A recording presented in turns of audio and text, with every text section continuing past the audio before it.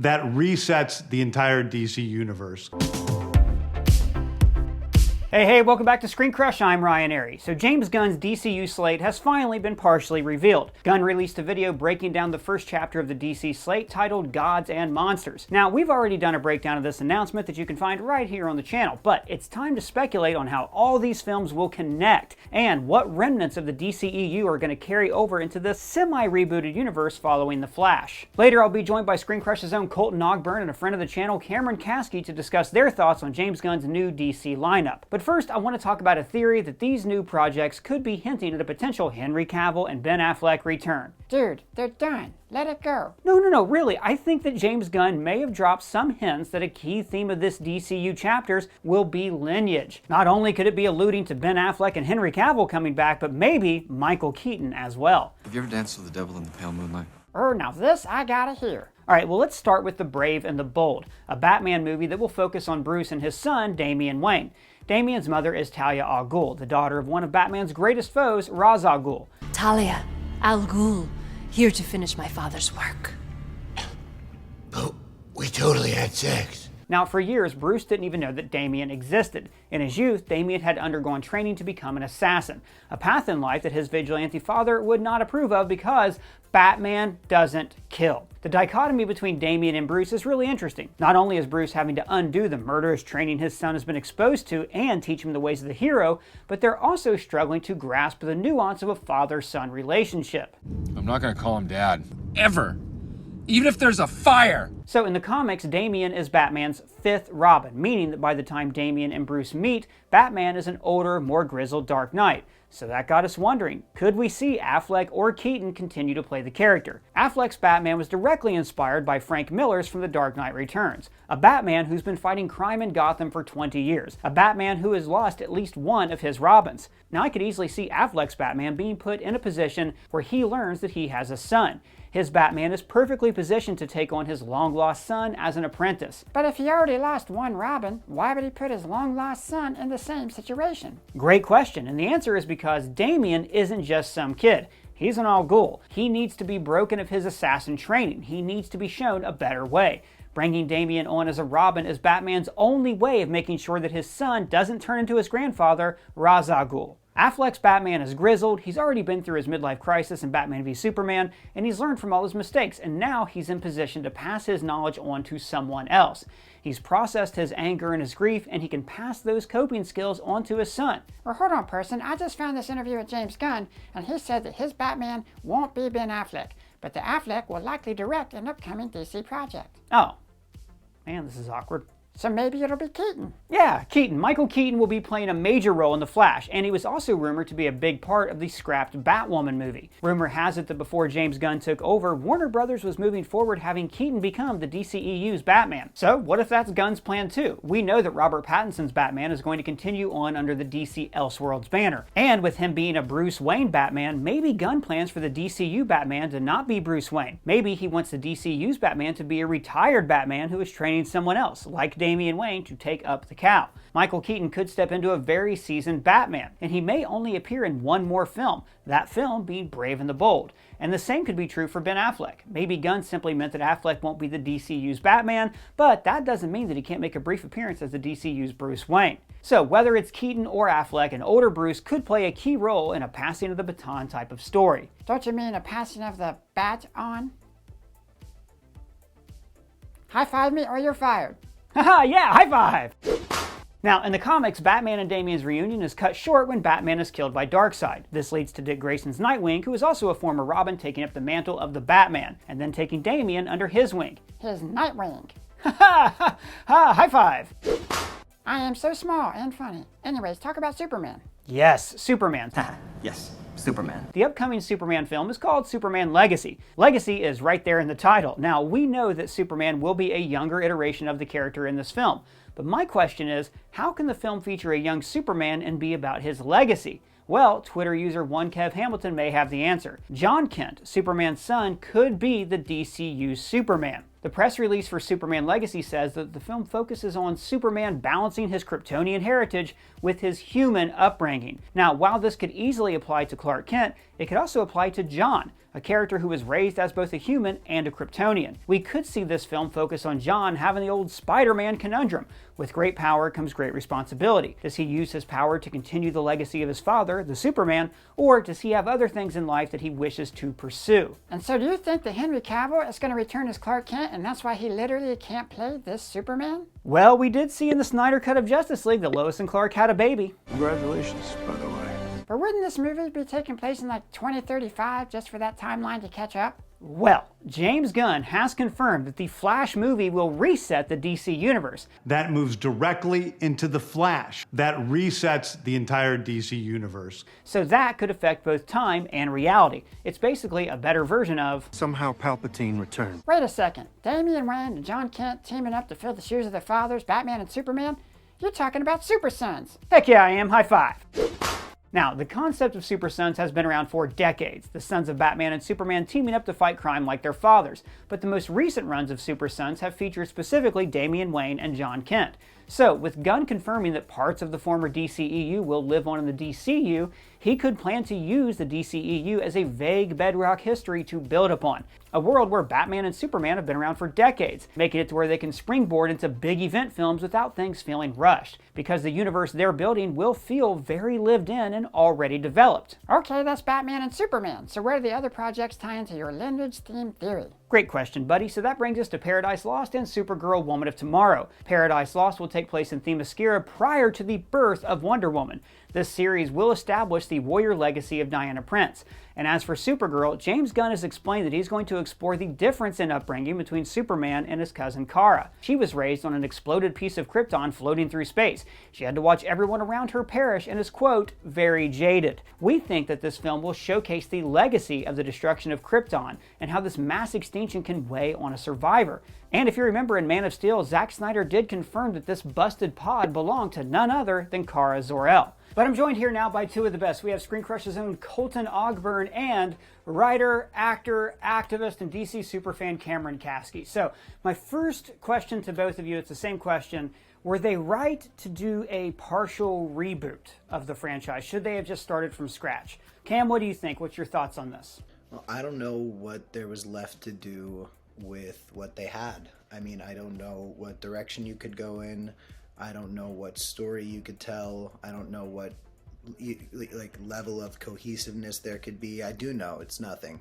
You know, there has to be a big story at the center of all of this, and that's something that was so important when Marvel was doing it, is that this, you know, even when it veers in these various directions, there's a big story being told. And it's something that has this connectivity and builds this excitement because you're watching a bigger story unfold as these other ones are coming out. And when DC did it, there was no sense that these movies were really all in the same world. There was no logic.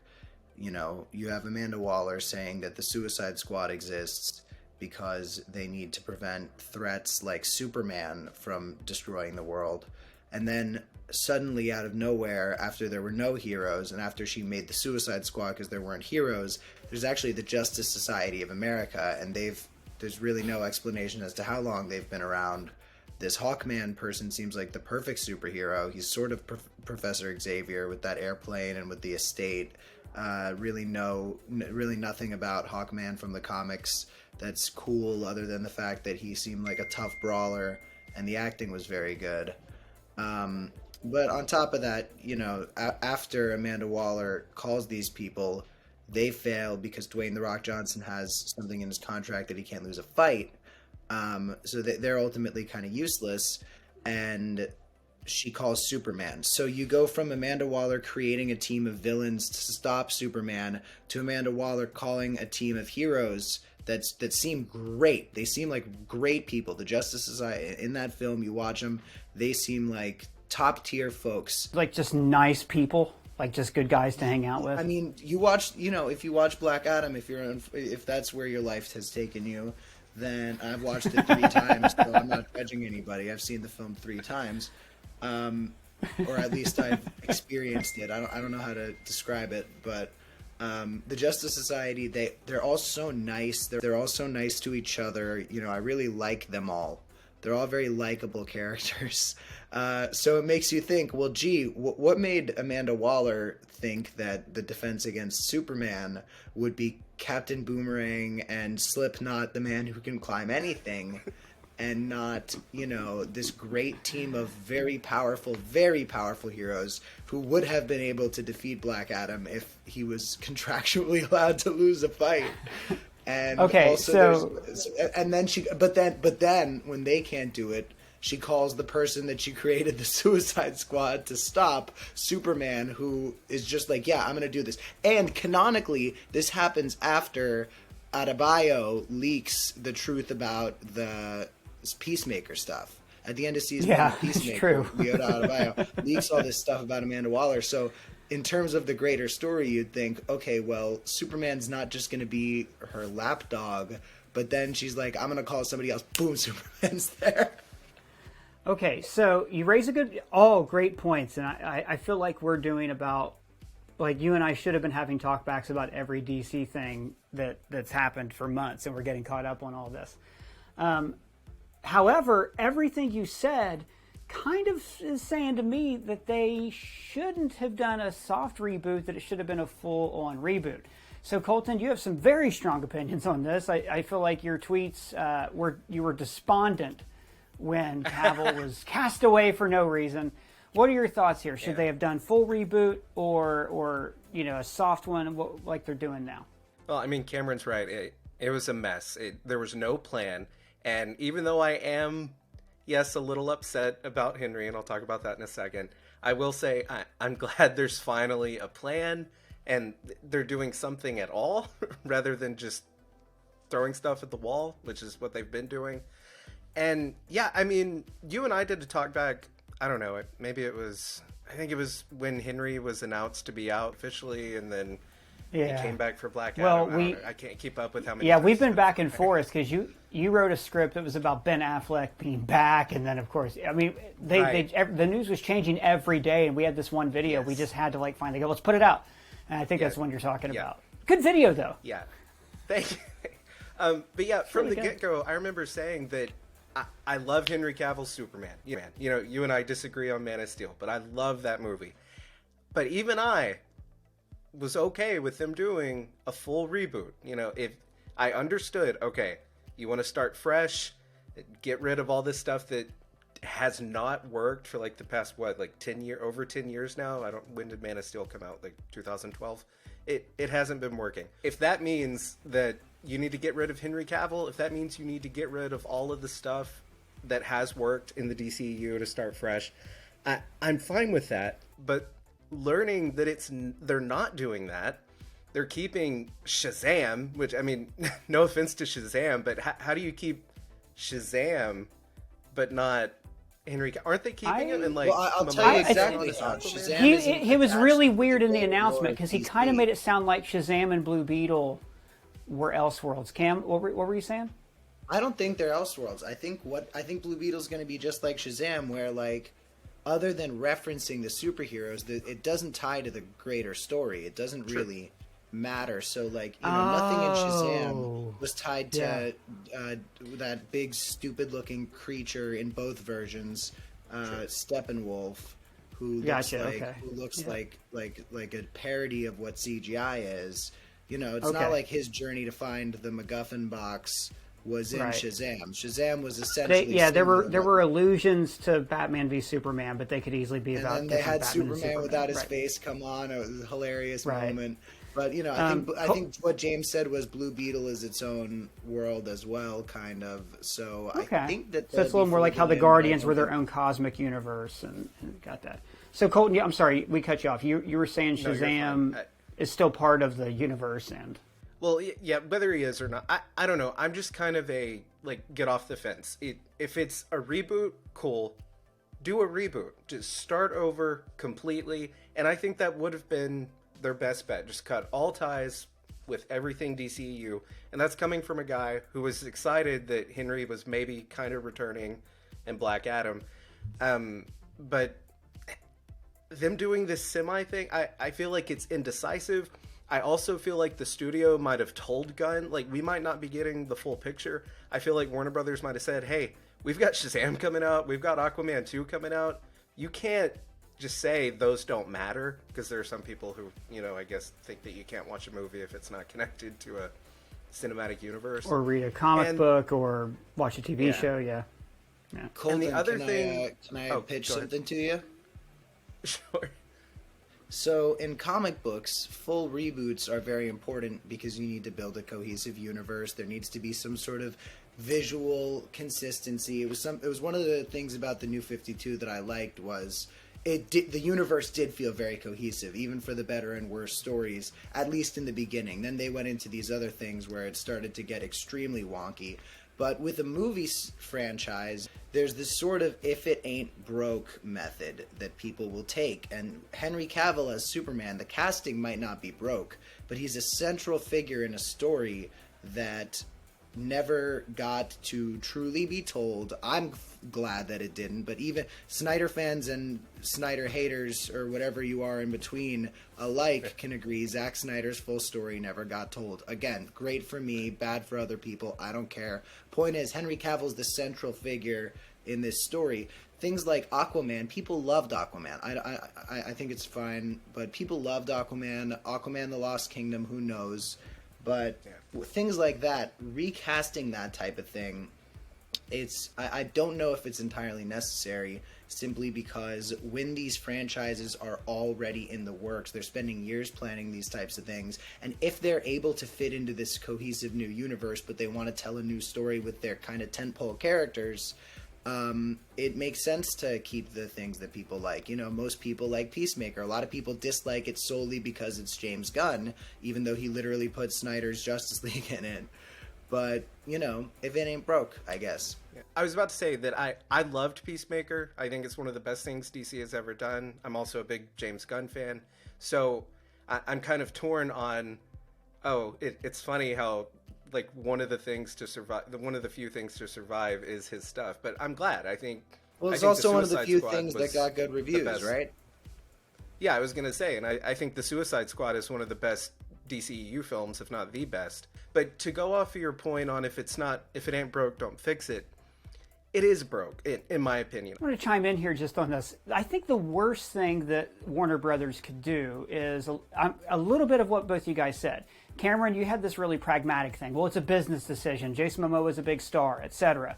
I kind of think they would have jettisoned anybody in the name of this. I don't think that James Gunn kept Aquaman because Warner Brothers ordered him to, because Aquaman's coming out later this year.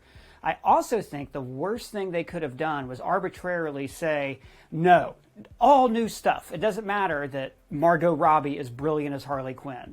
It doesn't matter that people love Peacemaker. Arbitrarily, we're just saying, no, wipe the slate clean.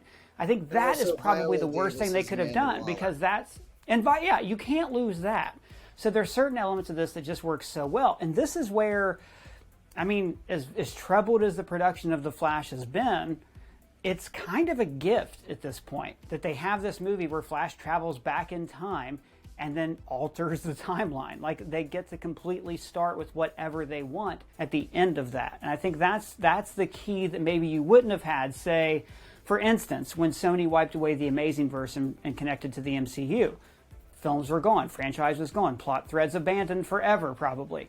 They're not doing that here. What they're doing is they have something that works in universe that's much better than when the Vulture showed up at the end of Morbius, that works within the rules that they've established within the universe, so they can tell the new stories that they want. And then we get to keep Margot Robbie, we get to keep Amanda Waller, we get to keep John Cena, and we get also maybe some other people who we didn't know we were going to get to keep before, like Hanry Cavill. I'm with you, and I know I'm being salty. I'm with you, but I don't see how Hanry Cavill is not included in the Margot Robbie, Viola Davis list of, okay, we're rebooting, but we've got to keep this. There's one very niche group of people who really connected with the character, but the truth is, all there is with him is aspiration. There's think about what could have been. It's the same thing with Ben Affleck as Batman. We never got anything good with them. We got proof that a good thing with them would be great because they're great in the roles. Yeah. But there's no great movie. I mean, you have your opinion about Man of Steel. I shun that with if I could hiss, I would. Well, regardless, there's certain things that the Snyderverse, I think on a corporate level, was forced to do, which was to rush these characters together, which is a shame, because at the time, all of us wanted to see we wanted to see the Marvel slow build. We wanted to see these characters be exciting when they came together for the first time. And we didn't get that, which is a true bummer. And we can all still mourn that we never got to see Michael Keaton and Christopher Reeves in their roles back in the 80s. But regardless of how we feel about it, the slate has been wiped clean. The DC Extended Universe has simply become the DC Universe. So now we have these new projects announced and probably a lot more that they're planning that haven't been announced. Personally, I'm most excited for Superman Legacy, whether it's about Clark Kent or John Kent. Superman, my all-time favorite comic book superhero. I'm really excited to see another optimistic take on him that's presenting, I want to see a Superman who maybe he's not conflicted about whether or not he should help the world, but on how best to help the world. There's all these things that Snyder thought were like too childish that I think James Gunn is really going to nail with his script. That's what I'm most excited for. Colton, what about this new post-Flash universe are you most excited about? Oh, well, I mean, not to take from you, and I'm excited for Superman Legacy. Even if it's not Cavill, I love Superman. Even though I love Man of Steel, I still don't think it's been done to the fullest potential that a Superman movie could be done. And I think that Superman Legacy is really going to fulfill that. I trust James Gunn is going to do a good job with that. Swamp Thing. And Gunn says that it's going to be inspired by Alan Moore's run, which is one of the most brilliant comics I've ever read. So I'm very excited for that. It would have been hilarious if he would have said we're going to be inspired by Len Wein's original take on the character from the late 1970s. Oh, he created the character, but originally Swamp Thing was just a scientist who turned into a swamp monster. He was a little bit more like Man-Thing. And I'm sorry to interrupt, but of course it's based on the Alan Moore run. Like he didn't have to tell us that. Yeah, right. But that confirmation was like, yes. But I'm excited for that. And to go back to, what you were talking about earlier with the legacy, I'm excited for the dichotomy between Damian and Bruce, and maybe even Dick and Damian trying to fulfill the legacy of their father. I mean, he's theoretical father, but I'm excited for that. And also, going back to Cavill, I'm excited for his maybe John Kent as Superman. When I saw that tweet that you responded to, I was like, that's going to be awesome. Yeah, it'd be neat. Cam, what about you? What are you most excited for about the Gunverse? I mean, like you guys said, the potential that it is something where they are kind of diving in around where we're at in the comics, because I don't love everything that's coming out right now, but I do love where we're at, which is this very, very big indulgence in the legacy of the universe, which is why New 52 and other efforts failed so badly. Was they were a dismissal of the legacy, whereas especially the post-Crisis universe, post-Infinite Crisis universe, the things to love were these big relationships and these long relationships that these characters had together. So when you see Hal and Barry reunite after they died, that means so much. And there have been a lot of deaths that have been, sales tactics that have taken a lot out of death in comics lately, and it means a lot less than it used to, which is very sad. And that's happening across the board. That's not just at DC, that's in Marvel too. But, I think that the potential you guys brought up, that Superman Legacy is John Kent, is really exciting. I mean, legacy is the word, right? Legacy is what I'm talking about. Legacy is the greatest thing about the universe. All right, thanks, Cam. Colton, what about you? I just wanted to add one more thing. When I was, when we were thinking about doing this video and I was pitching the idea of this chapter being about fathers and sons, I just thought of another one. Waller, the show might be about legacy with her and her daughter, because with how Peacemaker ended, with her daughter standing up to her, I think that that's yet another example that we didn't go into that could be an example of legacy.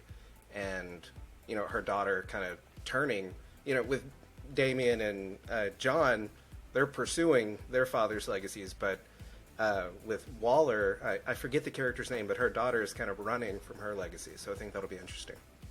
Yeah, well, Superman doesn't seem to have a problem with it, so that's good. And you know what I'm kind of like reflecting now, and I'm going, well, the MCU, Cam talked about introducing younger characters to carry in the legacy, and then you have the MCU about to bring in the Young Avengers. So you kind of look at the MCU and go, boy, they've really earned that. They've had these characters around for, almost 2 decades who are, earning this place. And then DC is doing the same thing that, frankly, they've been doing longer and better in the comics. But now it's like they're also still trying to rush and catch up to Marvel, just like they were in 2016 with Batman versus Superman. But that's where I'm going to leave it. So, gentlemen, tell us where the people can find you. Colton, where can the people find you? You can find me at Colton Ogburn on Twitter, and you can find me my videos here on Screen Crush. And Cameron Kasky. Same. Absolutely. I have the same username as him. You can find my videos on Screen Crush, and that's it. All right, thanks both of you for joining me, and we want to hear from you guys down in the comments. What did you think about the DCU? Is it the right move? Should they have stuck with the DCEU? I have a feeling some of you are going to have some pretty strong opinions on this. Let us know down in the comments or at any of us on Twitter. I'm Ryan Airy. Both of these guys are Colton Ogburn. And, please let us know what you think down in the comments. And for Screen Crush, I'm Ryan Airy.